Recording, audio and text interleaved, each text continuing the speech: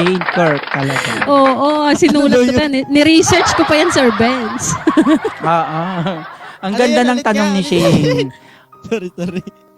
Ulitin mo daw, Shane. Hindi naintindihan. Ulitin ko. Ano ang pinakamahirap na bagay na kinakailangan mong tanggapin sa sarili mo? Ay, grabe naman. Ala ka.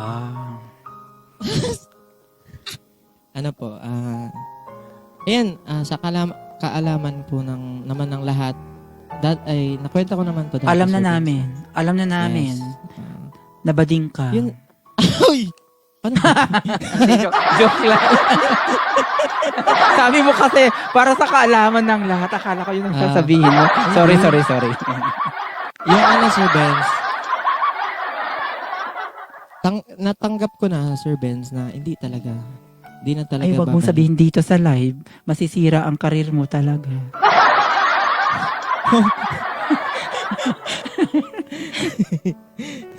Magpanggap ka, pare.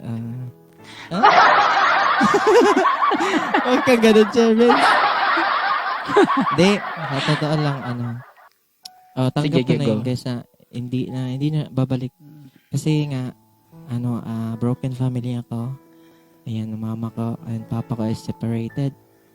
Ayun, natanggap ko na sa sarili ko na hindi na talaga, parang wala ng pag-asa para magkabalikan. Kasi, parang tanggap na din nila sa sarili nila na, wala na sila.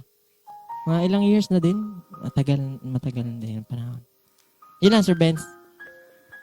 Yun, napakalungkot yung parte ng buhay na yun, si Shane. No? Alam naman natin, at hindi lingid sa kaalaman ng lahat, na si Kirk ay nawalay sa kanyang ina sa, I think, 15 taon si Kirk.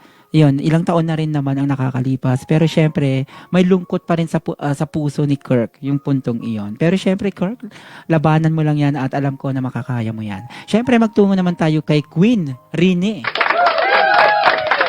Yes. Ang dami kong sinulat talaga dito sa papel. Coach Kirk, congratulations sa mga Thank you. Okay. nabot mo dito sa LMR.